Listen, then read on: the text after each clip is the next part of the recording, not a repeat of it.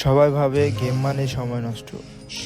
আসলে কেউ ভাবে না বা বুঝে না একটা গেম কখনো কখনো একটা জীবন বাঁচিয়ে দিতে পারে। আমি রায়হান, 18 বছর বয়স, ছোট একটা গ্রামে থাকি। বাবা নেই, মা একজন গার্মেন্টস কর্মী। গেমটা আমার কাছে একটা জগৎ ছিল, যেখানে আমি হেরেও শিখতাম, কাঁদতাম না, বরং উঠে দাঁড়াতাম। একটা দিন ছিল যখন মার ওষুধ কেনার টাকাটাও ছিল না।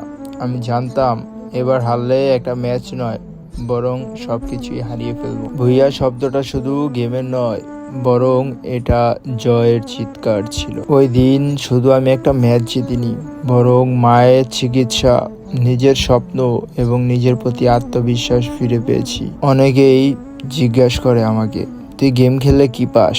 আমি তাদেরকে উত্তরে বলি, নতুন করে জীবন। এই কাহিনীটা শুধু রায়হানের নয়, অনেক সোলজারের গল্প। তোমরা তোমাদের মতো লড়াই করে যাও, তোমরাও জিতবে, তোমরাও একদিন ভুইয়া নিয়ে আসবে।